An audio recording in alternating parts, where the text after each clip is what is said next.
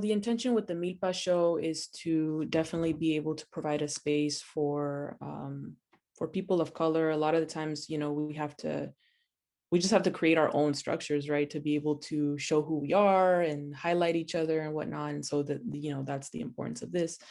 And so I just wanted to say that much. But with that being said, welcome to the MILPA show. This is a very special episode because we're doing a Mujeres panel today. And so I'm going to be introducing our guest today. So first we have Veronica Ronnie Miramontes, also, works at the MILPA operations team. She is also the first elected Latina to serve on the school board for the Monterey Peninsula Unified School District, whose student population is over 58% Latino. Ronnie serves to bring representation and equity in all avenues of her life. She's a believer in breaking barriers and supporting others to do the same. As a first-generation college graduate, her family roots stem from a small pueblo in El Tequesquite in Jalisco, Mexico. Diving deeper into this native land, the valley was surrounded by mountains and tribes of the Caxcan, Tequesque, and please correct me if I said that wrong, and others. Ronnie has been a restorative justice practitioner for over 7 years and also participates in a variety of community groups such as the Monterey Peninsula Housing Coalition, Youth Civic Engagement, and is a current 2021 resident of the Hope Latina Institute, which advocates for Latina women to be in elected official leadership and CEO positions. Our voice is vital at the table. Ronnie is married and is very proud of her children, Jesse, Mila, and Ailani. So welcome. Thank you. And I'm co-hosting today. I'm going to continue on and introduce the rest of our panelists. We have Eva Castro, and she is a finance and operations manager here at MILPA and a lifelong Azteca Mexica danzante. So I want to see those moves, Eva. Eva has traveled to various Native reservations in the United States, learning about other traditional ceremonial practices and building relationships with Native Indigenous tribes. Her passions include extreme outdoor sports, reading, dancing, mathematics, science, art, and spiritual philosophy. She was born on the east side of San Jose, California, and is 31 years young. Eva is a single mother of a 7-year-old son / sidekick and enjoys every single day she gets to wake up to him. Yeah. And next we have our very own Desiree Rosas, who's on the Prop 47 team, who provides record reclassification services to the community. So the purpose of the service is to help formerly incarcerated people obtain better opportunities for employment and housing. Her goal is to help as many people as she can with the reintegration process. Desiree Rosas is a proud mother to her 5-year-old son. As an Indigenous woman born and raised in King City, California, she has been directly impacted by the system. After navigating the justice and foster care system, Desiree has pushed through the barriers. She now strives to create a change in the criminal justice system for her clients and the next 7 generations through her work at MILPA. Amazing. Pushing through our leaders here. We also have Rosaura, your main host today. So Rosaura Figueroa Mendoza is a queer Chicana artist from South Hayward, California, currently working as a communications coordinator at MILPA. She was born and raised in the East Bay and is the proud daughter of Mexican immigrants. Rosaura developed a passion for social justice at San Jose State University, where she earned a degree in sociology concentrations in community change. She founded the Hayward Collective, a grassroots community organization, and Haystack Mujer Media, a video production company. She creates music, loves to dance, and boxes for fun. Yeah, and we have our very own Profesora Hortencia Jimenez, who was born in Nayarit, Mexico, and raised in the agricultural community of Watsonville, Califas. Hortencia spent her childhood years working in the fields and learned the ethic of hard work and perseverance. Hortencia holds a BA, MA, and a PhD, doctor in sociology, and is proud to be a first-generation college graduate from an immigrant background. She is also a certified health coach, providing free workshops in the Latinx community in Monterey County. She has a passion for cooking and loves to share her recipes and undying educational information at You Turn to Wellness. So we'll drop that in the link so y'all can check that out on Instagram and on social media. And Hortencia is a proud mother of 3 beautiful kids, ages 13, 12, and 9. Welcome to all of you. Thank you so much for being here. Again, it being Women's Herstory Month.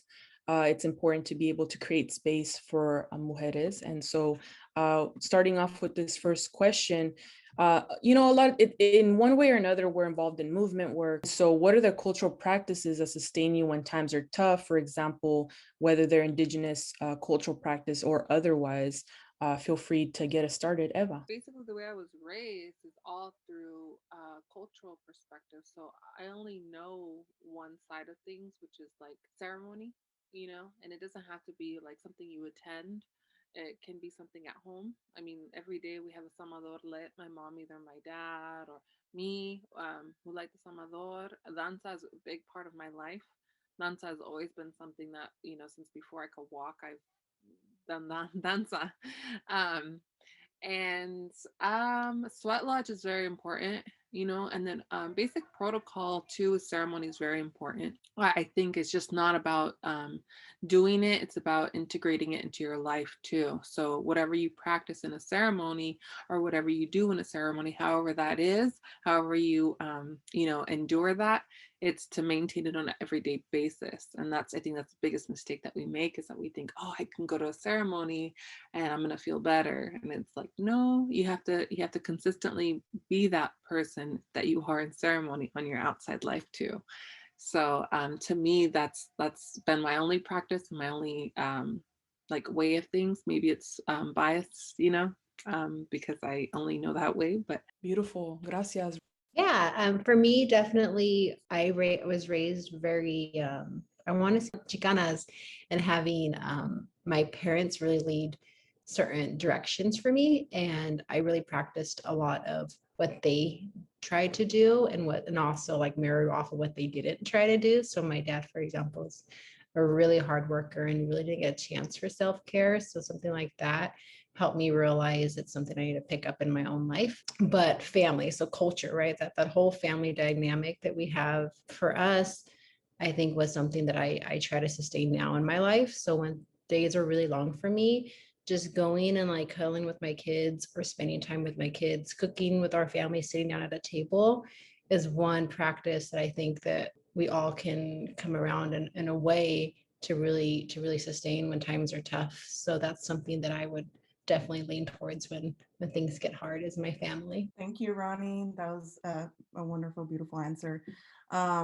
And I'd say for myself, I mean, I wasn't really raised with these kind of practices. I feel like this is something that I kind of felt within myself, almost like it was in my blood type of thing. Like nobody taught me how to do this. This is just something that came naturally to me, which is like the medicine, right? So being able to burn medicine, smudging, like something like, you know, simple sage for me.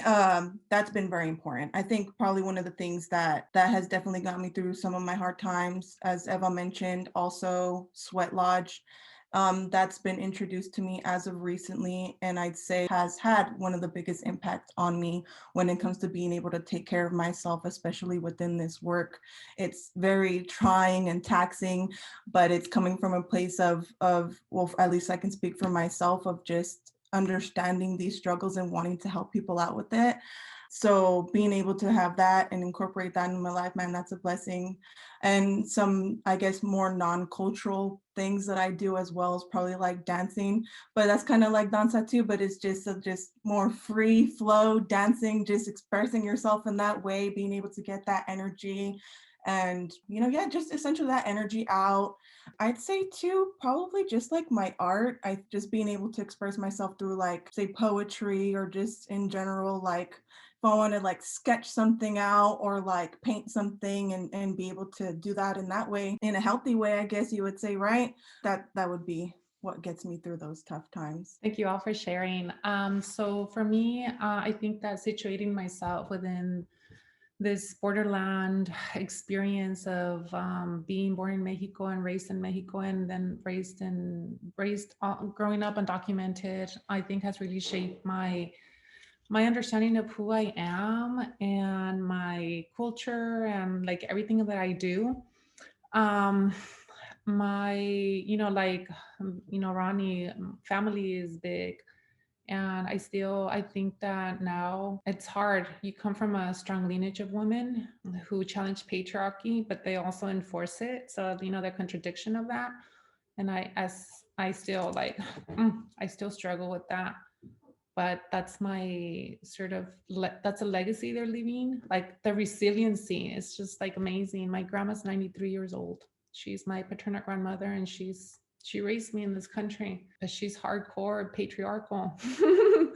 And so like, that's part of my culture. So it's like, how do you embrace the good, the bad, and the ugly and you redefine it and deconstruct it and you liberate yourself? It's so I think if anything, I just kind of want to share that has been my life and my constant struggle. And as a mother, teaching my children to be outspoken and to have a voice, and then I feel disrespected. It's like, okay, kids, yeah, you can voice, but like, hey, I'm your parent at the end of the day. Like, come on. So yeah, kind of struggling a little bit on that. Language is huge. I grew up, Spanish, speaking Spanish. My mom comes from a lineage of natural remedies and herbs. So I've learned to appreciate my mom's homemade remedios. And she can tell you, she has all these, what a Western person would say, that's weird, what the heck is that, what is all mixture? You don't tell that to my mom. My mom believes firmly in her remedios. And so that's part of my culture, in addition to the language. And then I was raised Catholic. I have issues with the Catholic Church as an institution, but I do believe in God. I believe in a lot of things, and coming to terms on that as well. And food is another connection.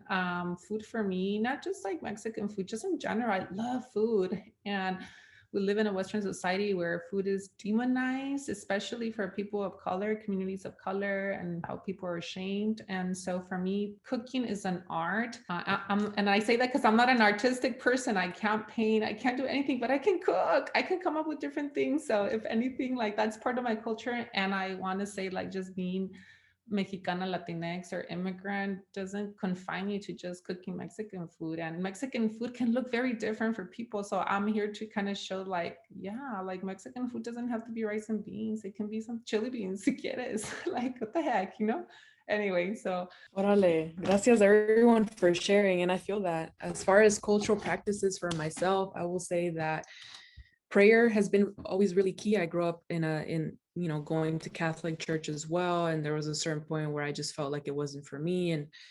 Pero I would say the prayer is still really key in being able to thank God, and being grateful.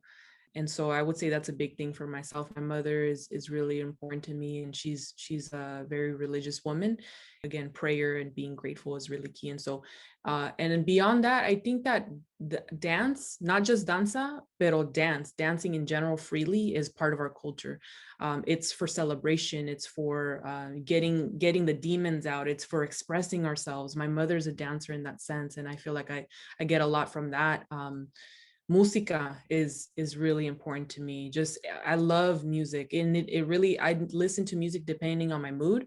So sometimes I'll be on my paisa shit, like, oh, I just want to like listen to banda or whatever. Other times I'm like, oh, I want to listen to oldies. I feel like romantic right now, and just whatever. And so it really just depends. And so I love that too. And so these are all things that I have in common with my mom. I think mom, so given that I'm mentioning my mom a lot, familia, the women in my family are really important. And I will say, Profesora, like, I agree with what you're saying as far as like, the women in my family are really strong, but they're also the ones that are kind of like keeping me in line of like certain things that I can't say or do. And it just feels weird sometimes seeing that, like, man, you're strong women, but you're also like enforcing like these weird like lines that can't be crossed or whatever. So that's interesting. But I just appreciate each and every one of you. I will say sweat. We had our second sweat when was it? Tuesday? Wednesday?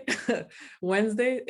And it was beautiful because it felt like it was just very much needed, starting to learn about and incorporate indigenous practices into as part of like my cultural way of healing. And yes, we were actually talking about hopefully doing it more regularly.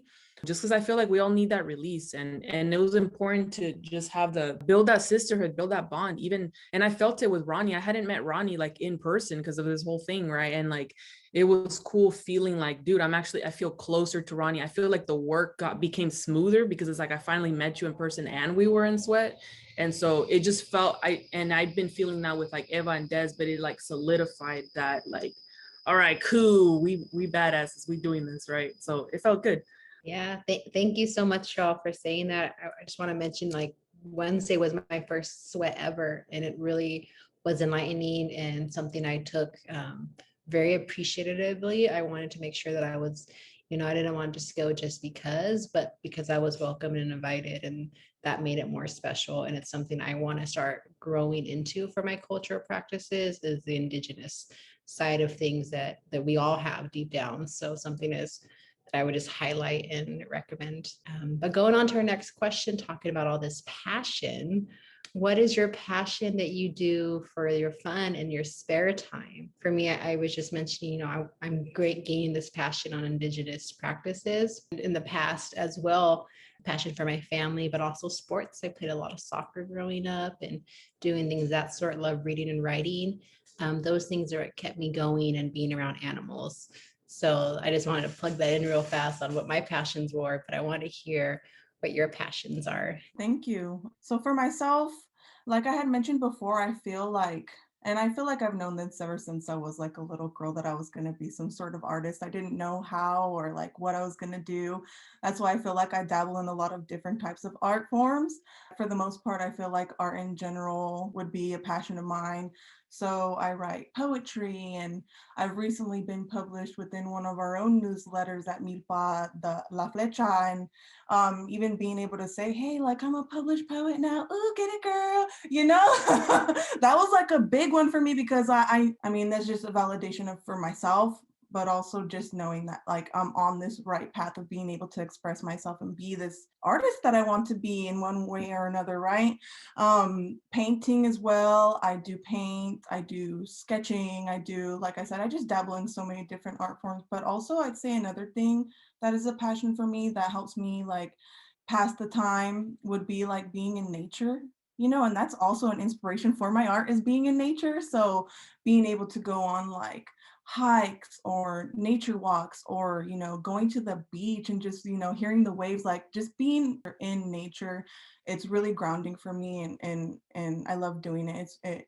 It's something near and dear to my heart, and I feel like we should all be, or at least try to be, as connected as we can to nature, to help us understand ourselves and each other and just how the world works. Yeah, orale. As far as passions, I will have to agree with a lot of what Des said as far as writing. I think writing is really key for me. As of late, speaking has been a lot more key for me. I grew up like with social anxiety, so it's been like really interesting to see the trajectory of like, man, I used to like almost die like talking in front of people. Now it's like super fun, right? There's the act of like speaking in front of people, but then there's like the performance aspect of like singing or dancing, which is really, really fun.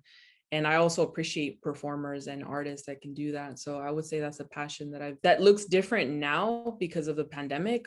Whereas like before we could get together and do events, now it's like, in what space do I find that? And so I do look forward to us being able to come back together and doing community events and holding events. So I think that's another passion of mine as well, is like organizing events, being able to put something together where the community can enjoy themselves and have food and listen to music and see other people, meet other people. I love that. I love that scene in like Mexican films where it's like everybody in the barrio is like coming together, like freaking everybody brings like something like food or drinks or music or whatever, and everyone's there like together en el vecindario, pues como dicen, in the neighborhood. So it's cool. And so I will highlight those as my passions. Those are the ones that are resonating the most. And as of late, again, it's looked different because of the pandemic, but just kind of writing music, singing, writing my own original, like being able to scope out like, oh, I like this beat. Okay, let me write a song to it, right? Just because that's like my own form of expression. So it's been cool. Well, passions. For me, it's of course danza. It hasn't always been a passion. It's gone up and down for me. Like if I like it I didn't like it when I was younger. And then I liked it again, and I didn't like it. Now I like it again. And it's just because it's your whole life, you know, so you have those moments. But dance was number one. And then art, of course, painting. I like to paint, but I have to be like in the mood for it. Otherwise, I can't do it. Do not like writing.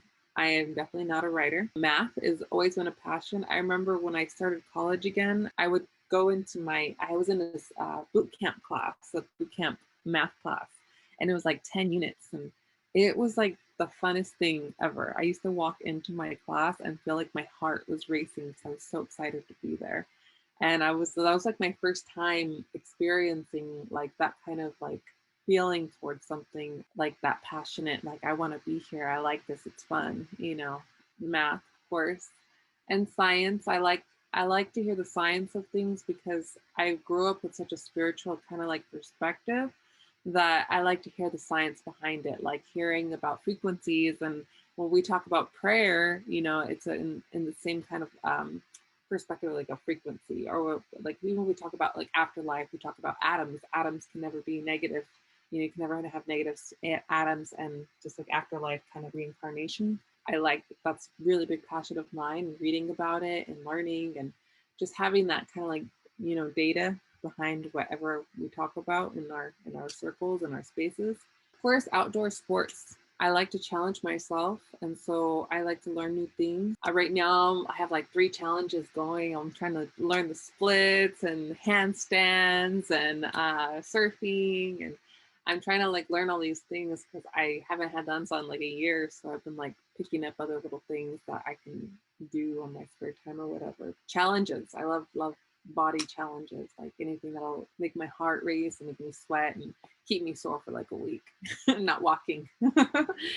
I can relate to you, Eva, a lot. I'm not shy to say I'm 42. I want to do the splits. I said, I'm going to do them by 40. Nada. Like, well, I need to keep stretching, but I'm really close. So like, you're totally inspiring me. And then the headstands, I have vertigo. So I think I'm going to have to roll that. I like to do puzzles with my kids. I used to do jewelry when I was in grad school. I don't know where I got the time, but I was doing a lot of jewelry, handmade necklaces and earrings and bracelets. And I have all that stored in the playroom for the kids now. I enjoy reading.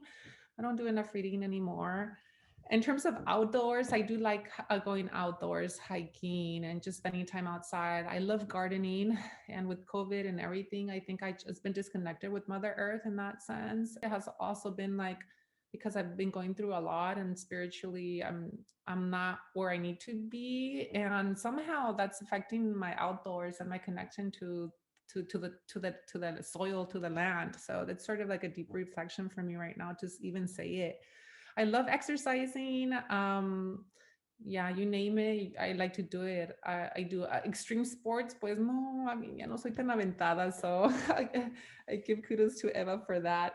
And in terms of music, so my ancestors are huicholes. I wasn't taught a lot of the practices because of colonialism. You know, my great grandfather had to change his name, and you know that assimilation to Catholicism. Pero deep down in my heart, and I know it, is like music, and playing the Native American flute for me is. I'm not an expert. I am learning, and I just sort of self-taught, I guess, self-teaching myself. That grounds me, that connects me to my ancestors. It's healing. I can't explain it to you. It makes me want to cry. It's just like, it's so deep. I play here and there. And cooking. I already told you, huh? Art and cooking. Art is my cooking. So thank you so much for sharing, everybody. I love this energy that we got going, because it's so cool. Like I get inspired every time like Eva talks, Desiree talks. You know, each of you, it's like, oh my God, like I can relate to that or this and that. So it's cool. Con eso, if you can tell us a little bit about more about what you do in terms of work. I can say that for myself, we already shared at the beginning, I'm the communications coordinator at MILPA, but I think beyond that, like my work in general is just being a part of the movement, and like, how do you create platforms for people to raise their voices? And I think that's, yeah, my title is comms coordinator, but that more beyond that, it's like, how do you make that space for people to have their voice heard when a lot of the times we do have something stuck in our throats, like that throat chakra blocking us, or whether it's colonization or anything else that's keeping us from actually speaking our truth. How do we get beyond that, and still build? And using art, how do you use art? How do you integrate business? That's why, like, what you said, Eva, as far as like finances or math or science, like how do we use this hard data like business? Like how do we mend that together, like the art, the business, and then the community, right? And so I really enjoy working at MILPA because I'm able to explore all of those different things. But more concretely, as the comms coordinator, I do handle like the social media, press releases that go out, being able to help out with like webinars that we do, whether it's behind the scenes, like technology wise, and making sure we have a translator, or also being at the forefront of like facilitation and whatnot. And just kind of thinking in general, like how do we build out a communications department, creative department, where we're actually creating a platform for people to speak out. And I think the MILPA show is a part of that as well, is making sure that we are creating a space for people to speak their truth and just tell us like what's on your mind. What do you do? Like you're a badass, just tell us, like, so more people can know about you, so more people can be inspired, especially the young people.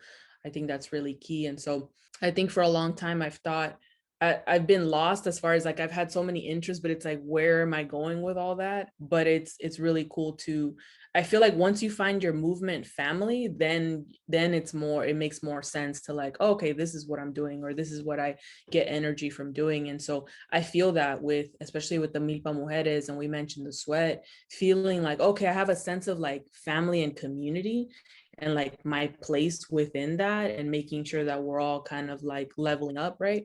So it makes it a lot easier to kind of allow for like, I don't have to have everything figured out. It could just be okay being in the present moment and moving forward, and just kind of continuing to tap into the passions. Going back to the prior question, tap into the passions. Thank you. Yeah, my work here at MILPA is a lot to do with operations and supporting finance for Eva. So I have like the pleasure to have my direct supervisor be Eva. So we're talking and connecting every day. And that has been one of like my highlights of my day too, and working here at MILPA, because I have someone that I feel like I connect with and get. And I think it's not just happening with Eva, but with the rest of the staff. So I've been in nonprofit work since 2013. Before that, I was, focused on my education and graduating from CSUMB with human communications, and being involved in the community. But I didn't know what that meant until I found like the nonprofit sector. And then when I entered the nonprofit sector, I realized how I can implement all my education for the community and get paid for it. I'm like, wow, this is amazing. So something like that, to be able to have that experience in the nonprofit world, but I always felt like something was missing. There's something that was like disconnected, and I was struggling with a lot. I think that was my double concentration in social action, and there was more of a calling for me. So when I found MILPA, it was just honestly a perfect fit, and kind of like a light switch. Like I just turn the lights back on. I don't want to say it was my first time turning the lights on, but it's something that I lost or forgot for a long time, and ever since I've been at MILPA, a lot of that passion, inspiration has come back to me, and that makes me really excited. And I wear a lot of hats in my life. And the other thing I do is the school board, and being elected as like the first Latina to serve for our local school board on the peninsula for our schools means a lot too. And what I've been doing as much as I can is the teachings and learnings I find here in my organization at MILPA. I'm trying to plug it into every aspect of my life and be like, hey, ever consider trying certain things like this or that, versus a lot of stuff that's more colonialized. And surprisingly enough, for my district, they're welcoming it, and at least having me allow the entertainment of the conversation. And that's been really exciting for me. That's kind of what I do at MILPA. I help with the operations, and we also get like chances to support the programming, working with Rosaura and the comms. All that stuff has been really exciting too. So I love the fluidity of everything we do here. So if you were to ask me when I was a kid what I wanted to do as a career growing up, I don't know, from a doctor to a firefighter to a lawyer, and I don't know. I didn't think I was going to become an educator or become a college professor. I think I don't know. I feel that the universe, that God, that my ancestors already had something aligned for me. It was going to be a very difficult life journey. I came to this country undocumented, and I came and I was separated from my family, from my mother and my father and my sisters. So I knew at a very young age that it's just education was instilled on me. It was like, tienes que hacer bien en la escuela, que tus hermanas no tienen las oportunidades, your sisters didn't have the same, they don't have the opportunities that you have. And, you're a child and you're like, well, I was separated, like I had no choice, right? And so I think deep down in my heart and, my ancestors knew that I was going to be the one who was going to open opportunities, not only for my future, generations. And I think about my sobrinos, because my sisters, I don't know, like I hope that one day that they get their green card and be able to get their education, but I think about my younger generations and having these opportunities. And so for me, I think education was my outlet, and has been, I don't want to say ticket, but it has been sort of it has been my success at a big cost. And I've always been involved in the Latinx community. In the immigrant community, I worked in the nonprofit immigrant rights sector, community, outreach, organizing when I was an undergrad and master's at San Jose. So I did a lot of that kind of work. So I was always rooted in the community. I realized that, we know that there's a lack of representation of women of color and just, professors of color in higher education. And I only have, like, honestly, one Latina professor. And I was like, well, she's the only one. She has a PhD. That is so cool. And, so you kind of look up to them, but then you realize, like, some people don't know how to mentor others. Some other women of color don't know how to mentor. Instead of mentoring, they kind of oppress you more, right? And long story short, I got my mentoring, it's crazy, from a white woman, a feminist. And if it wasn't for her, like, I wasn't encouraged really to pursue my education. And when I was in my PhD program, it was a white male, Jewish, who was my mentor. So, like, I also had to realize, there's white allies, there's people who are there to deconstruct and challenge systems of oppression and to really mentor students of color. And I was one of them. Wanted to come back to my community, the Monterey, Santa Cruz County, and become an educator here. In grad school, they tell you, what are you going to do? Are you going to go to a research school, UC? Like, where are you going to teach? And I said, I always want to go back to my community. And they're like, well, my professor said, well, we'll see who writes you letters of recommendation. And I'm like, wow, like, really, this is how this works? And my mentor said, you don't worry, whatever you want to do, you will always have my support. And I'm like thinking, dude, like, really? I like how hard it is to get a PhD. Now, like, I have to, like, validate my reasons why I want to be in my community and not go to another institution. So, that was difficult for me. And it just reaffirmed where I wanted to be. And I worked part-time for several years teaching in different schools. And I'm very blessed and very fortunate, and I feel really honored to be, at Hartnell, which, as you all know, it's a community college and it's rooted in the community, first-gen students. And I want to transmit to my students, the passion for education. And it's not for everyone. I understand that not everyone needs to have formal education to succeed. That's really not the point, but really to provide the concepts and language that they can articulate their experiences. And that is powerful. I think it's so powerful. And that you see that light bulb that turns on students, or that paradigm shift in their thinking, it's so liberating for so many students, or it can also be oppressive. So I feel that if I can be that granito or whatever in their lives and in their passage of their journey, then I feel like I've done my job. And honestly, what I do in education is everything that I do in that community with that intention of, of providing, I don't know, knowledge and ways of thinking about things, and also challenging those ways, because there's some things that holds us back, right? So yeah, my passion is definitely in education. And I think it was Rosaura who originally said, we're creating this movement of equity and And, and we do it in different ways. And, that's just one way I'm involved. So thank you. Thank you, Hortencia. Okay, so for myself, I am the Prop 47 assistant at MILPA. Prop 47 services, record reduction services, I think one of the only services that we provide at MILPA, but it's a very important one. So it's record reduction and dismissal for formerly incarcerated people. I am a formerly incarcerated person myself, so I definitely resonate with the struggles and barriers that these people face when it comes to trying to find a good job, some employment, some housing. There's a lot of barriers that these people face. I feel like a lot of the times I just don't think that it's fair to have a mistake that somebody made in their life be their defining moment in life. I don't think that's what it should be. There's flaws in the system in that way, and being able to remedy that and give these people an opportunity to be like, hey, this is not who I am, and let them reintegrate into, I guess what you would call normal society, right? Without having to face these trials. Another thing that I do, I'm also part of the comms team at MILPA, just assisting in that way. I think being able to help with graphics and social media and things like that. I also do some programming as well. So I help facilitate some of the groups that we have here at MILPA. I help facilitate the She Naturally. We just started a She Naturally group, I believe last week. It's a rites of passage group for young women. And man, I think I think I had mentioned this earlier.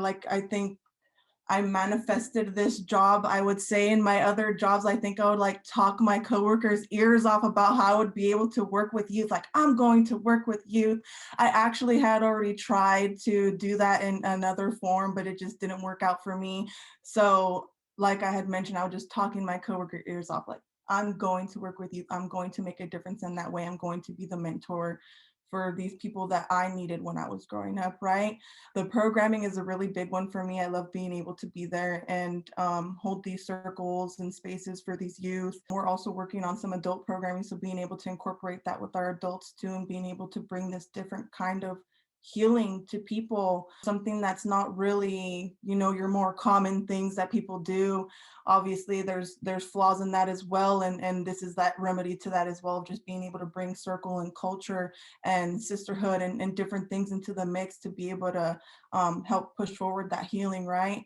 And I also dabble in some community organizing as well for South Monterey County, mostly just because this is where I'm from. I want to be able to make an impact for my community, the people that I grew up with, my family, they're all here. So being able to at least try and lift up their voices, bring them together and let them know that their voices do matter in certain situations when it comes to what's going on policy wise within your community, right? And being able to make sure that you're being represented. I do wear many hats at MILPA, but I can say that I love wearing each and every one of those hats. I love being in the movement. That is a big passion of mine, is the movement. Being able to be here with y'all and seeing, the different facets of how it works and what we're all doing to push this, right? It's a beautiful thing, and man, I love the work. So that's what I do. A little bit of what I do. I'm the finance and operations manager at MILPA. I originally started off as a cultural educator and a program assistant. So I would do a lot of program work at the beginning, mostly just creating curriculum for spaces for young women or youth, specifically young women of color. I did a cultural space with Young Adultos Liberation Academy. And so I used to facilitate that. Currently, I tap into programming very little. I like to be just kind of like someone you call and just kind of bounce ideas off or get have questions. But being involved in this work my entire life, it's nice to have something that I personally love. So I made it into the space of finance and operations. I love numbers. I can memorize numbers and I can look at numbers and I can, just tracking numbers. And I get really, really excited when I get to kind of create a report that has a lot to do with the finances. So, so that's something along my work that I do. There's a lot that goes on in the finance and operations space. I know Ronnie didn't even mention the part that she does a lot of the grant writing now. She does a lot of support with the grants. Thankfully, I have her on my team. I am not a writer. So I think it's a really good balance to have her as an assistant because it's someone who really likes to write and someone who really likes math, and we just, it works really well. So I'm really grateful for having her as my new assistant. I'm not sure how many months she's been working with us, but it's been a blessing. Also, operations. Operations is like making sure everything runs smoothly, literally from like supply orders to all the way to like 501c3 documentation or any kind of information that any grant will request. And then IRS, you can go from IRS to taxes to payroll to, operations. So I really enjoy being kind of like the back office workload. I love the fact that I'm not constantly engaged with that in spaces of circles or in groups and things like that. Since on my outside work, sides of work, we are always constantly engaged in circles, and we're constantly engaged in a lot of the activist work. So yeah, it's a lot when you work in it and then you go home to it. So it's good to be finance and operations and then go home to that, and I can feel better about doing that work outside of work because without MILPA, I'm still doing it. So I think that's pretty much it. I try to tie in as much of my personal life as I can with my work. My mother and my father are elders from the community, and they are always involved in my work. And I always try to involve my mom in any of the spaces. We also run Mujeres Herstory for women from 26 to 52. Anyone who facilitates circles or any community members that need additional support. So that's really nice because working with youth all the time, you can't really be as transparent. And it's really nice to have that space where you can be very direct and very open and have discussions that are very controversial. So yeah, I enjoy it. And I love MILPA, and I love all you Mujeres that work with me as well. And I get very little time with Desiree, very little time with Rosaura, but I still love you, bros. Can I say something? And I think knowing like how when MILPA started, and Raul is not there, but he was one of my former students, and I can see how much MILPA has grown, and there was always sort of this lack of female representation, and I just kind of wanted to acknowledge that honestly, and put it out there, and just to see all of you is really powerful, and to say that you're all part of MILPA is a huge movement within MILPA. Yeah, I'm actually one of the first mujeres to be hired on the MILPA team. So it was me against a lot of men when we first started. I used to be in meetings and it'd be like me and then like 7 men around me. The vibe is a little bit different. You get talked over a lot, you don't get listened to the same. And so bringing in a lot of mujeres is a different kind of like strength. And I feel like I have like backup. I have my backup. And they're all really strong, so I'm good. I love my backup. Yeah, I just wanted to shout out Eva for being, you can call it a pioneer, right? Like paving the path. Like I would say that perhaps the reason that myself and maybe other like MILPA interns that are female or what have you, have I don't know if it's easier time or like a better time with like the men. It's because of women like Eva and any other woman that has paved a path to like, again, like kind of like there's the teaching that has to happen of like teaching of like respect or boundaries. So I'll say that much. So just shout out to Eva. Yeah, for sure. A trailblazer, and I appreciate it so much as well. The next question we're rolling into is a really good one. I think that we can have like a lot of different perspectives and insight on it. But what are your thoughts on the term Latinx? Yeah, basically that term. What does that mean to you? What is your thoughts behind it? So personally, we my family does not identify as Latina or Latinx. We are either Chicana or Mexica, because what the term Latina is from Latin America, and so we're not from Latin America. Even like Hispanic, that's from Hispania, and we're not from Hispania. So we consider ourselves Mexica because our family derives from Mexico. So that's just my personal outlook. So when we get categorized in a large amount of people as Latina, it's more like saying like, even for like, we'll say like the Asian community, like consider them as Chinese or something, none of them, there will be Japanese, Filipino, Vietnamese, all sorts of mixtures, but they'll say, oh, they're just Chinese, or they're just, you know, one category, and it's not. We're not Latina, we're Mexica. So that's kind of my personal thoughts on it. So when I used to see on the list, you know, like it would say Hispanic, I would never click that. I would put other and I'd put Mexica because I was raised like that, you know, but even since I was little, I never identified like that. And we even had a shirt made that we saw that was made, and it says, "I'm not Latina. I'm not Hispanic. I am Mexica." And they would say, "I'm not from Latin America. I'm not from Hispania." But that's just my own upbringing. Thank you, Eva. Yeah, I think for me, I heard so much of the terms either Chicana or Latina that was just like embedded and raised by me. So I've always like used that as my empowerment to move forward and break barriers as a Latina or as a Chicana. But at the same time, I even with the terminology immigrant, I had this conversation with one the other day, and really like powerful on knowing that, you know, my dad's from Jalisco, Mexico, and he migrated over here. And then I was raised here and born here. And then knowing that I was, you know, called like a daughter of an immigrant is something I'm really proud of. At the same time, like, but am I an immigrant if like technically like this whole entire continent and land is something that my family stems from? So one's like, well, considered as a migrant, you know, like as a nomad or moving across the spaces of this land. So that kind of helped me a lot identify how to work with the language. But for me, like I try to think like it's a language and it's a term that can mean a lot of different things for a lot of different people. And I try to just embrace it when I can. But at the same time, I try to keep myself a little mindful on what I can do with it or what I can teach others with it as well. Yeah, gracias. So I need to do research as to where the term Latinx came from. Like, did that come from the brown like community or people that are from Latin America, or is it something that like somebody in an office somewhere in a government office came up with just to like to make it easier to group people, right? And so I would need to do my own research. And if y'all know, like, feel free to jump in. Pero I don't have a particular, I don't classify myself as Latinx. I hear the word Latinx, pero it's not something that I feel like I would ascribe to myself, as far as like my own, like I'm a Latinx person. Like that sounds very, very off.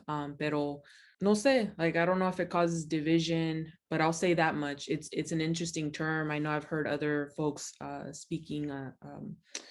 La tía Marcia Rincon Gallardo, she had talked about you know, like not liking the term, right, for X reasons, one of them being like it just didn't fully capture. And I know the X like is supposed to, again, like I need to do my own research because like sometimes I don't really know like where this comes from, but like the X is supposed to capture like both men and women, but then it's also supposed to like capture the LGBTQ plus community. And so it's just interesting how these words pop up. And again, it's like, did that come from the actual brown indigenous population that are like the original inhabitants of America as a whole, like the Western Hemisphere, or did that come from like somebody in an office wanting to make it easier on them to create a census? So I would love to learn from y'all if like you happen to know, or just doing my own research in general. So thank you. And thank you all for sharing. And, you know, I think it's good that we're having this discussion because this is the reality, right? In terms of how concepts, labels, and terms are created and how they are contested and redefined. And it leads to fruitful conversations and a reaffirmation of our own, you know, our own ideas about how we feel. So, you know, I identify myself as a, you know, Mexicana immigrant. I use the word Latina. I use the concept Latina.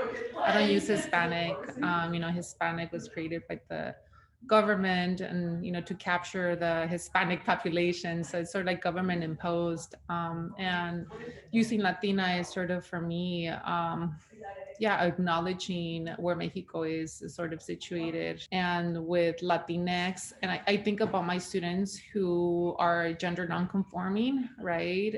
Who have fluid gender identities, who use Latinx. It is important for them. And it's important for me as a professor to acknowledge their gender fluidity and gender identity and expression.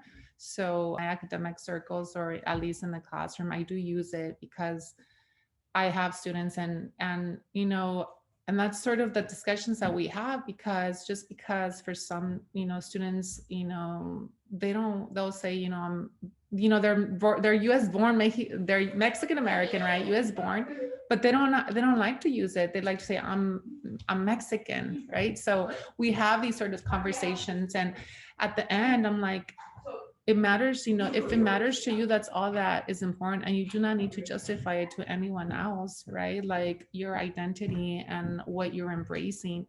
And I think that for a lot of students, that's where it gets tricky and difficult, right? And so I feel like I'm just kind of facilitating the acknowledgement of all these different terms, and that some of them are imposed, and that how our identities are shaped by how we identify, but the interactions that we have with others, right? So I don't know. I hope that helped answer the question. And in terms of as a mother, you know, for my kids, I do tell them, you guys, you know, you're like, oh, Chicanos, you know, you're a Chicana. I tell my daughters, you know, you're Mexican American, and these are all the different labels. So like, I do introduce them to them. And at the end of the day, my kids are going to decide what they want to identify with, you know. And for, I guess, what I would contest with those were others who say like they don't matter. Well, like it matters to who they matter, right? To that particular individual, or that, you know, yeah, to that person. But at the end of the day, you know, the labels can also be problematic, and it doesn't capture the full complexity of who we are, right? It's just an umbrella term, and there's so much diversity within that. Thank you so much. Oh, wow. I'm gonna have to follow that. No.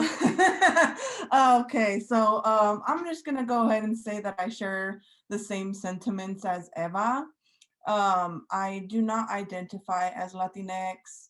I do identify more as Indigenous or Chicana. Professor, you made a lot of very valid points. It is important to be able to have that for the people who identify in that way. But I don't know. I think potentially for me, the reason why I wouldn't identify that way would just be because I think it's more like ignoring or just not acknowledging the Indigenous, you know, aspect of the culture, or your bloodline, or whatever, what have you. More along the lines of, yes, I would not identify that way, and yeah, that's pretty much what I gotta say about that. And I will say it's interesting because a lot of us, even at MILPA, I could say for myself, like we're reclaiming, like, what does it mean to be Indigenous? Because sometimes it feels awkward to even like, am I a fraud for doing that? But then kind of reassuring myself, actually, no, it's in my blood. So no, I'm not a fraud. And I'm learning. And the point, like, you know, colonization has been successful in that I feel weird about tapping into something that's already in my blood. So it's just interesting to speak on identity and whatnot. So I appreciate this conversation. One quick last comment too is if we don't have our labels and our identification of our own selves, and we don't practice those, I think that we're doing a disservice to our ancestors too. Is that we're allowing these labels be put on us, and allowing people to say like Hispanic or Latina, and categorize us and not categorize ourselves. I mean, that's just same being fluid, or gender fluid, you know? If we're gonna learn those terms, if we have to learn those terms, and we have to learn people's identifications, we have to make it a broader, and learn identifications as well of Indigenous or Mexica, because it goes all together. If we're learning identities, those are a part of identities. It's not just a sexual preference, or your, you know, how you identify for your gender, but it has to do with the broader spectrum of how do we identify as people, you know, in our blood.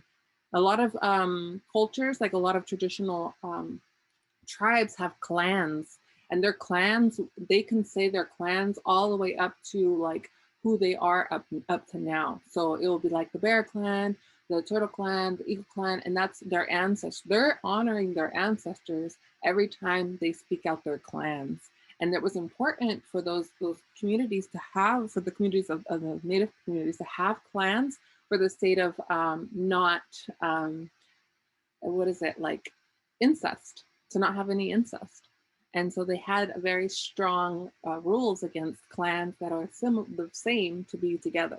And so I think just having those identities, like we don't understand the history behind it, but reclaiming them is very important in order to follow through with the word decolonize, you know, to really emphasize it. And I get it, like how you said, Desiree, it's like ignoring something.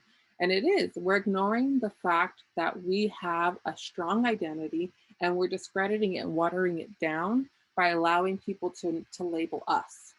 So that's just additional comments. Definitely appreciate this space of just kind of, I feel like we're all learning together, asking questions. It's like, I don't effing know, but I'm just like here trying to figure it out together. So it's cool. Well, I think, you know, when we talk about identity, that's difficult. You know, I think about my students, I think about the classroom, how it's hard. There's a lot of internalized oppression and self-hatred, and there's a lot of undoing, a lot of healing, a lot of decolonizing our mind, right? So like having this space and even talking about this for us is good. And, you know, we need to continue to do this for the younger generations too, because a lot of our students are lost, right? I mean, obviously, you know what I mean in terms of like their identity and coming to terms of even their skin color being brown and being beautiful. Like it's a very layered, and then, you know, and just to unpack it, to continue to unpack it in a very loving way, and finding that support system of others to do this work. And it's a lifelong journey, right? I feel that. Orale. So with our next question, we're going to be asking, so which privileges do you see you have in your life, and how can you uplift that privilege to support the community around you? For this question, I mean, it's a really hard question to answer because I don't necessarily feel myself very privileged in many ways, but I guess, you know, after thinking about it, I would say that my privilege is my support system. The support system that I have is my privilege. And especially when it comes to MILPA team, I mean, I'm a formerly incarcerated person, and to be able to be in spaces with the people that I'm in spaces with, I mean, that is a privilege in itself. And to be able to uplift the voices of people like myself, coming from my humble beginnings, my humble background of not really feeling that very privileged, you know, but to be able to like say like, hey, like this is what we go through, you know, and uplift their struggles and uplift their voices, and kind of like in a way paving the way for them to be able to do that themselves. Yeah, I mean, like you said, you're like, sometimes you think like, you know, what privilege do we have? We're not white, you know, we're not in positions of power in that sense politically, but like, and that's what I kind of want to just share, is that I carry a lot of privileges, and some that are given and some that you work for, but nonetheless, you're still privileges when other communities don't have them, right?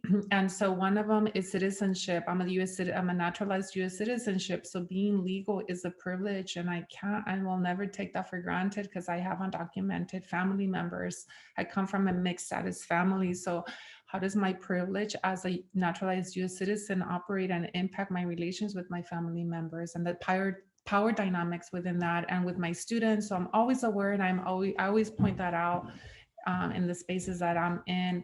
Language is another one, you know, being able to speak English, being able to, you know, be in all these different social spaces, also able-bodied, right? And the list can go on and on. And I think that at the end is just like recognizing them and acknowledging them, and how that shapes what we do and in the community, right?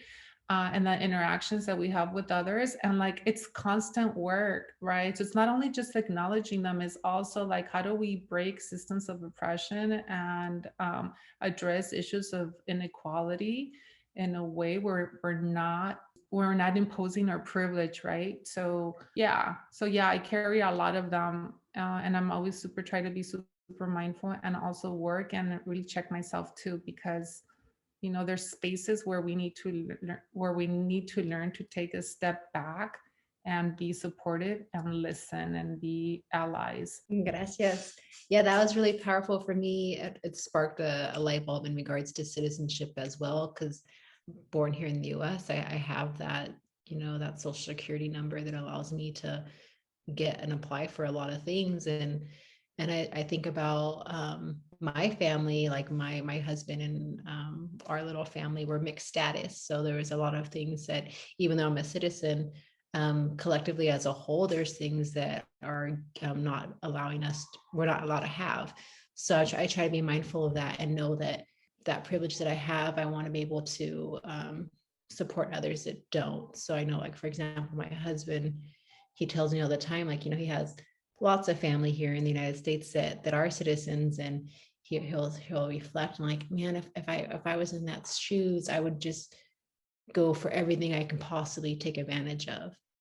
And he has a hard time doing that, and trying to have his education. For example, he was able to go to PC for a while, but the cost was too expensive for him.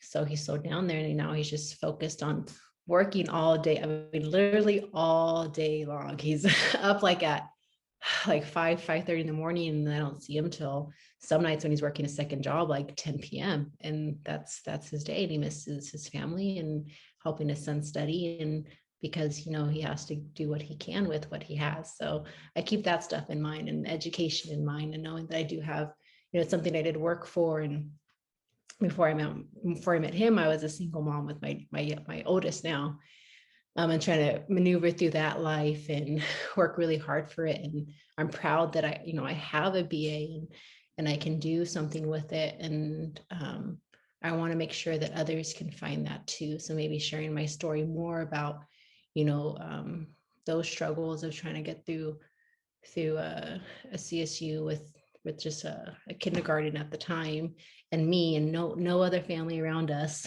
in a whole new environment of Monterey. We're not from Monterey, so when I transferred over here, it's really just me and her for a while. And so just trying to let others know you can do it too. So I think something like that as well. And I think, also like the color of my skin, I have a twin sister. We're fraternal, so we're not identical.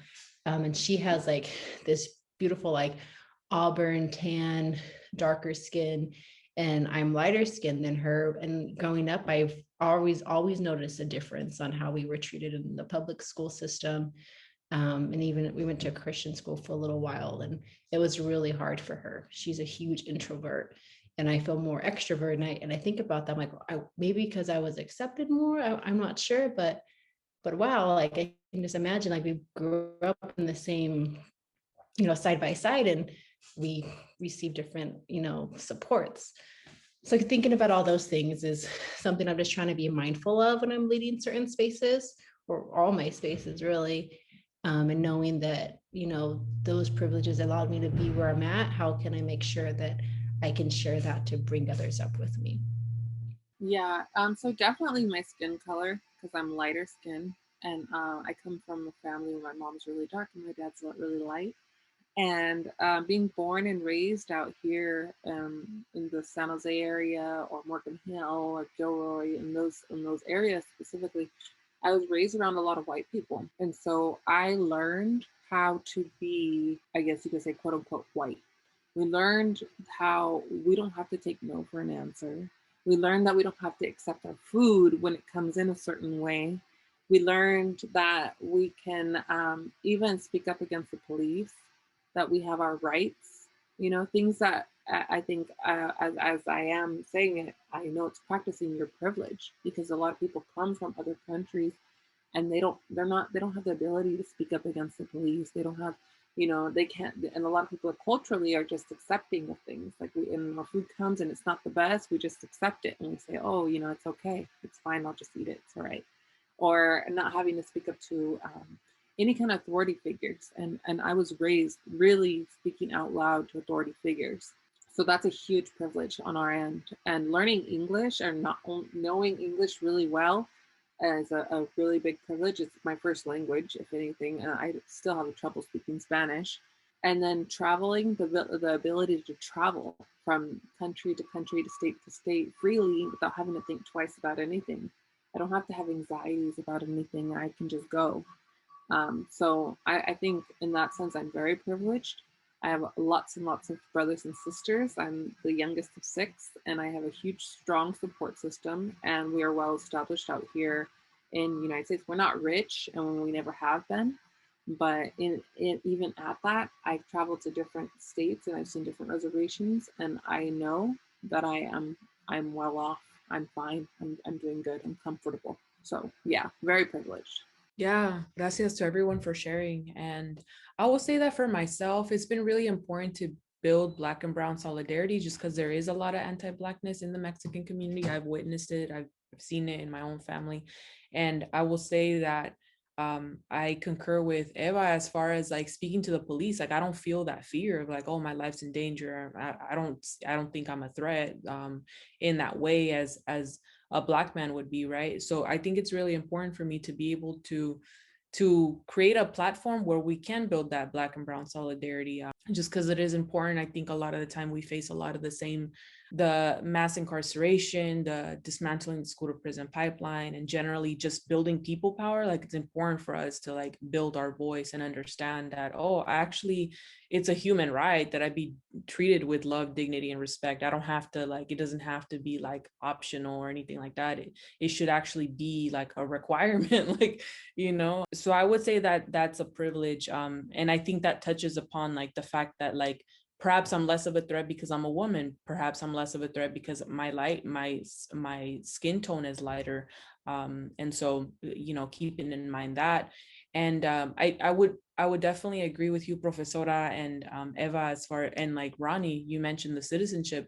Yeah, like I didn't even think about like I was born here. Like I didn't even think about like the fact that like, oh, you could be without papers and what that life would be like until I got to college and I met a lot of students. And this was before DACA, the Deferred Action for Childhood Arrivals, where there were students that just were like freaking figuring it out, working full time, trying to figure it out, right? And so I would say that's a privilege for sure. And knowing English and Spanish, being bilingual, and knowing that Spanglish, right, I think is really key to being able to get the point across sometimes with people. And so I think that in terms of like using my privilege, again, like using that platform to like, how do we build that solidarity? How do I ask the questions that need to be asked that like maybe nobody else is asking, so that we can actually speak about the truth instead of just kind of dancing around it. And so I will say that that's a way of trying to and wanting to uplift the community. So I just appreciate all of y'all. Like, again, this conversation, it feels like a plática entre comadres, but like a really like cool as like, just advanced type of like, we're talking about real shit here. So I appreciate it. Yeah, totally. And for me too, just thinking about the Black and Brown solidarity, it makes me think of my niece. So my twin sister's partner is he's half African American and Hawaiian. And so I just wanted to give a shout out to her, to my little niece, and know that, what can I do to support her through a lot of things, because I think she's going to face obstacles that I may not have ever faced. And I want to be able to do what I can to support her and like let her own little light shine and resonate through everyone, and have people see her for, who she is deep down inside. I think it's so important. And the more that we can do to bring that solidarity together with other people of color, like the stronger we can be. So that's something that, I definitely try to keep in mind as well. And yeah, I really appreciate it, you guys. But I did want to appreciate y'all first and foremost. Walking out of this conversation very enlightened, especially when it comes to like my privilege. A lot of people walk around just like me, not knowing these freaking things are what they are. They're privilege, your citizenship, your skin tone. Like there's so many things that people take for granted and do not consider as privilege. So I just wanted to thank you all for just really highlighting those things. At least for myself, like I said, I'm going to be walking a little bit more enlightened, given this conversation and being able to like implement that into like my work and stuff like that. So I just really wanted to appreciate y'all for that. Okay, but our next question here, tell us about your experience as a woman of color in movement work, and if there has been any major challenges, for example, toxic masculinity, leadership development, self-care, identification, just all those things that you had to experience during your work. Yes. So y'all can call me Hortencia, okay? Eso de profe me da pena in these spaces. You know, I think like in the classroom it's different. So like, I don't know, I'm just tripping out. Like you know, with the power dynamics, so I'm kind of feeling uncomfortable. But I'm like, I waited like an hour and a half to tell you. So it's never too late, right? So just Hortencia.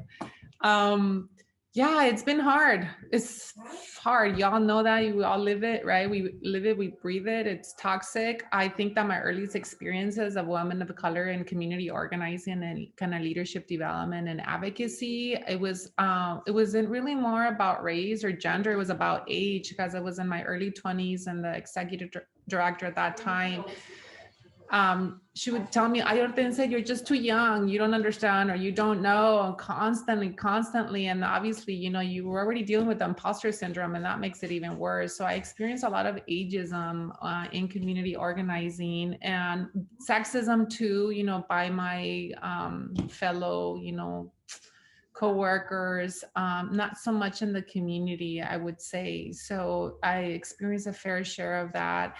And then when I went to grad school, my experiences there, of course, were really shaped by the intersection of like being a woman, being a woman of color, and, you know, and being in those sort of spaces. I didn't experience a lot of sexism. It was more like, yeah, like racism and microaggressions in grad school. And because I decided that I wanted to have children, so all my kids were born during my PhD program at different stages, I was questioned a lot by my professors if I was going to finish, because here you have a woman of color, you know, like you're one of the few, and then you're pregnant, so you're going to drop out, you know, like it was really bad. It was horrible. It was really difficult being a student parent in grad school, because it really just challenges like being there, like you're kind of fighting for your freaking like seat there.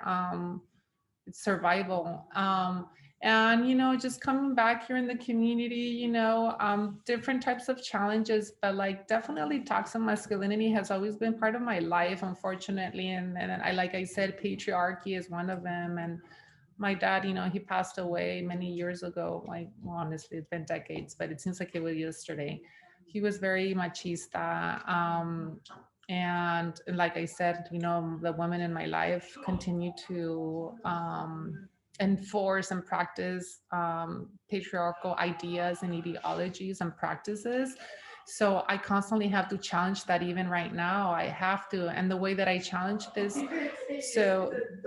is by I was advocating for myself, like, pues yo también, I do this, I do that. Like, you know, it's not just so-and-so, or like kind of like fighting for that sort of like recognition, because they always dismiss me, and it pisses me off. Like, it's really upsetting. Like, I grew up without a voice. I did not have a voice growing up, and I still struggle speaking up in a way where it's respectful to my elders, and my mother. So yeah, the battle is in the family, honestly. And, you know, in the community, like, how do we deal with machismo and masculinity? Like, we got to name it, we got to recognize and name it and call it for what it is and stop it. Like, yeah, but you know what, you know, it's not everyone. If you would try me to do that when I was in my 20s, I would have not been able to do that, you know, like I wasn't able to. So like, it's been a journey. And like, I think that if there's a young girl out there, you know, who would be listening to this, like, you know, you'll find your voice when the time will be for you, right? Like, we can't impose it. Like, you need to speak up. Yeah, you need to speak up, but like, it may, you know, got to look at the conditions. We got to look at, you know, other things, you know, like it's not that easy to speak up. So yeah, finally I'm in a place where I feel comfortable to name it, to call it out, and to challenge it. But it's difficult, especially when you're a woman of color and you're in a predominantly like white space, or with other colleagues that look like you, but they're like complicit, right? And then you're like the bad person, right? Like, oh, you're the one who's sensitive, you're this and that. And you're like, man. And sometimes you got to pick your battles. Sometimes you're like, you know what? My voice is so powerful that I'm not going to engage right now for self-care reasons, right? So part of self-care is also knowing when to pick your battle and if you want to engage or not, because sometimes you just don't. Eso es todo. Thank you. Thank you so much.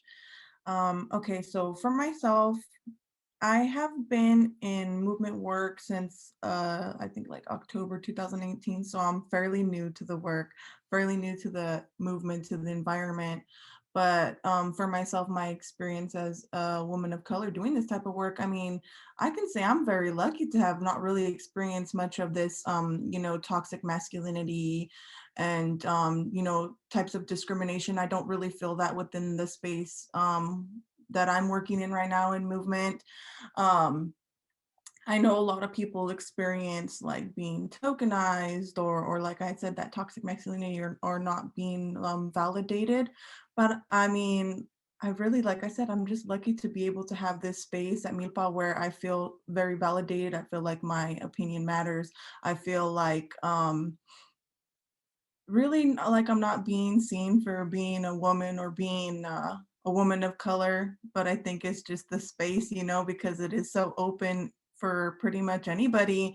Um, so, I mean, yes, I guess that would be another one of my privileges that I was unaware of just being able to have that space where my growth is really key. And if anything, I'm being pushed to be more open, being pushed to like do certain things that most of the time I'm not really like, I'm scared to do, but I know it's good and it's like a good kind of scared, you know? So, I mean, I guess in that way, like I said, like I am privileged in that way to be able to have that for myself, at least within the movement work.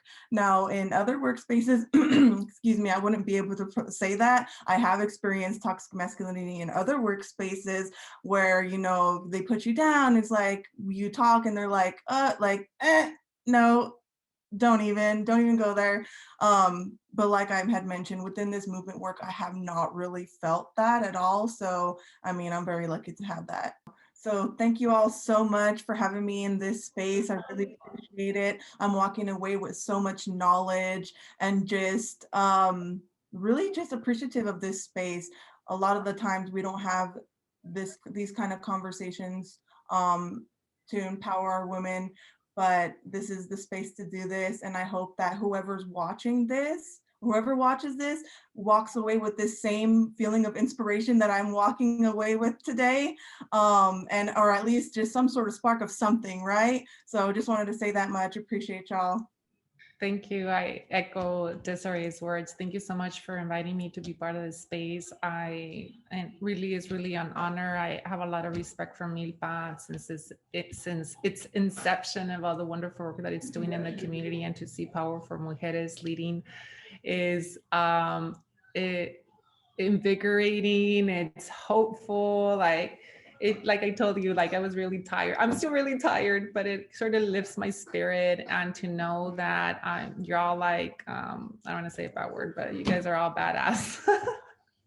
So muchas gracias. All right. So I guess struggles with being a woman of color in the movement spaces.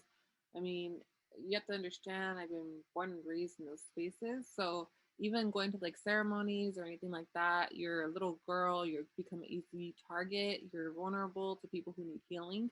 So there's a lot of I guess those like egotistic like men who are coming to those spaces who haven't learned healing yet, or the proper way to like conduct ceremony, or learn the protocols or anything like that that have to do with like being in those spaces. That there's still like a lot of stuff that they have to go through before they can do it properly. So you become an easy target and you become a victim throughout a lot of years. And so it's not just one person, but a lot. Because when you come to a healing space, obviously that's the sickest people, you know, people who need help and the people who need the most attention are coming to those spaces. So it's movement work, but then also it's a lot of work within the movement work.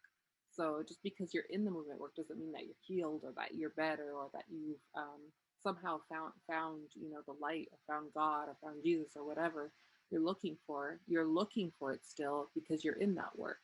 So that's been my experience. And then so it's made me have a stronger voice and be more assertive with it when it comes to like finding my own route or my own journey to what actually is movement work. You know, what do you consider it? And to me, it's not just saying I do this and I do that or whatever. It's actually putting it into play and putting it into action and really emphasizing on other women of color to give them voices as well. For me, in the movement work, I found a lot of hesitation on movement. There's, you know, in previous organizations I've been at and in other spaces, I'll see that, you know, there's an opportunity to really make some real change. And then, you know, when organizations want to play it safe or unsure, it's a disservice to the work that we're really trying to do. And being brave and speaking out for things that are right is a value that I have and something I struggled with a little bit in the past. And I'm so thankful that I'm able to really clearly have a voice here at MILPA where I may say something and it could be like way out in far right field or something. And it's accepted and it's heard and it's like, well, let's talk about it. Let's see what we can do versus like being ignored by it or getting shut out or even getting punitive, penalized by it. And that's something that I now like hold with so much appreciation. And I think a lot of it too in some of the workspaces is that white fragility. So if there is the leadership in that organization that is, you know, led by that, then, you know, of course they're going to want to hire women of color. So it looks good on their board or looks good on their organization. And, you know, keep your head down, work hard, do what you can, like always get like that grade stamp A and be proud of it. But like the moment you speak up and say something that really matters to you and you get shut down, wow, like that's a huge struggle and challenge that I think a lot of women of color face, and something that is hard to work and maneuver through, but something that I think I can experience and say I've been there before, and sometimes it's a hard lesson learned, and especially if you give your whole like dedication and passion towards an organization that meant so much to you, especially the value in the work.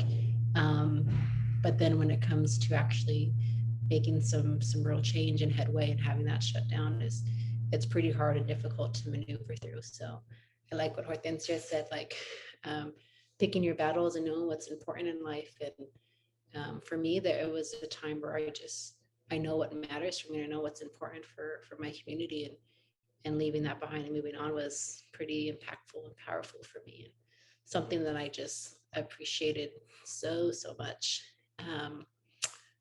And yeah, I just want to advocate for other women to find that strength, you know, continue to work where we do that. We work so hard and we get that raise, and the first thing we want to say is like, oh, thank you for this raise. Like, I'll show you that I deserve it. I'll work even harder. Like, just accept the raise because you already work hard enough. You know, they see you for that. I think that's something that's really important for us to identify and advocate and call for action for, and continue to minimize the wage gap, because, you know, women of color are one of the lowest paid women, you know, people out here in the United States, and that's something we got to advocate for as well. Yeah, orale.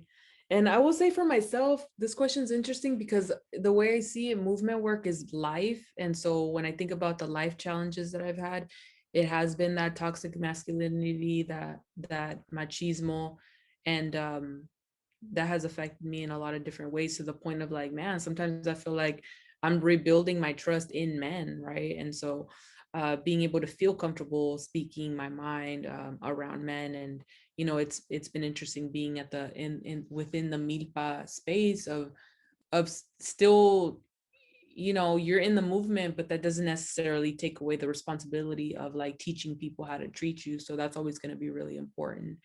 And I will say for myself also, the identifying as a queer mujer, right? There's always been so much shame that I'm like, even now that I'm 30, I'm like, okay, let's like shed that shame. And I feel like in a lot of the time I just haven't been able to speak on it, but I'm speaking on it more and more, and it's making it easier to just kind of shed those layers. And then beyond that, the self-care.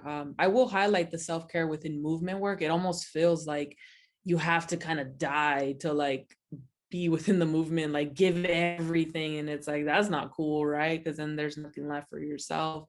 And so it is really important to have boundaries and to say no, to like know the breaking point before you actually like your body shuts down. That happened to me recently, of just like so much being on the laptop, being on the phone, constantly thinking about work, waking up thinking about work, going to sleep thinking about work. And in one way it's cool because it's like I'm doing what I love to do, so that's why I feel so obsessed with it. But at the same time having some type of boundary with it, because it's also not cool to just kind of give everything. But yeah, I'll say that much. Yeah.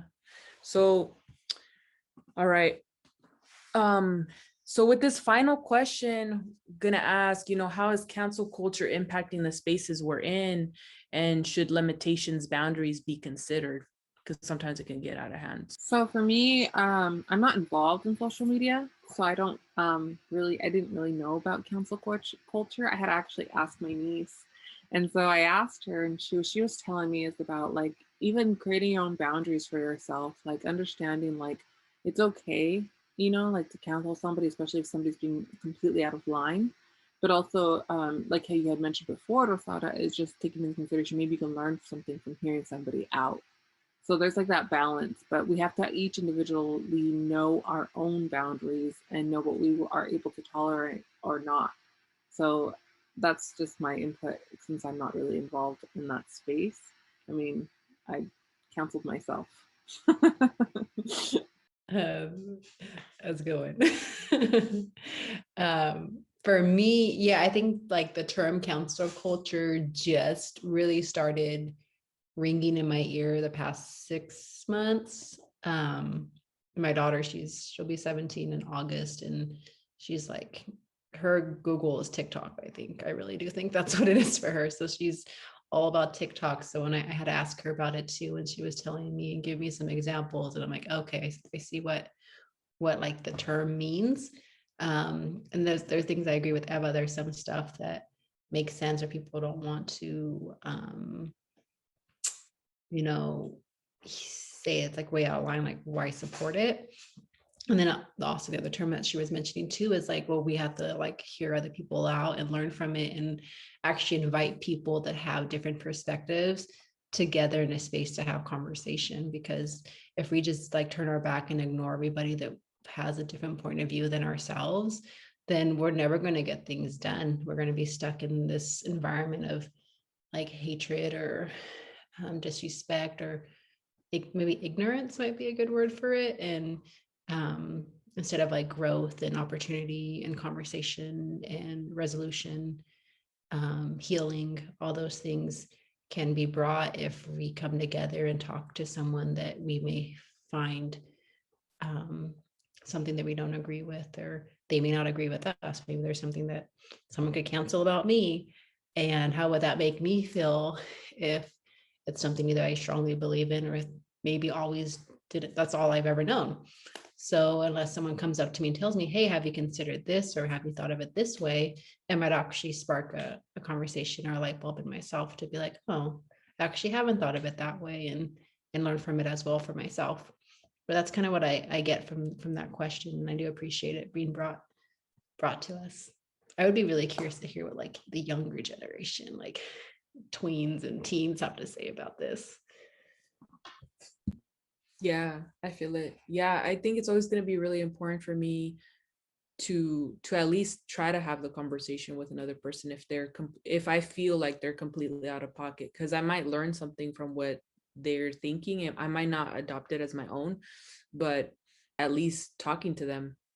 As far as cancel culture, I feel like yeah, I mean, yeah, cancel whoever you want. I guess I agree with you, Eva, as far as like, yeah, that's up to the person, the people, whoever it is that's behind cancel culture. Like, I don't think it makes sense to completely cancel a person as a human, because they obviously still exist. I don't know. And sometimes I'm like, is it only on social media, or just canceling them as far as like, oh, if you have like, it's almost like blacklisting somebody. Like, if they do something wrong in the eyes of the public or society, they're put in this position of like, if you have them on a podcast, if you have them on your show, if you talk to them, you yourself by association are like, you know, an accomplice or whatever in like, in who they are or whatever. So I find that really interesting. And there has to be a balance. So I don't think I've ever like canceled, like said like, we're gonna cancel a human being, because it's like, what is that? Well, that's weird. But I think there's importance in like having a boundary. Like, if you don't like somebody, you don't like them, and like, it's just better to keep your distance and do it, you know.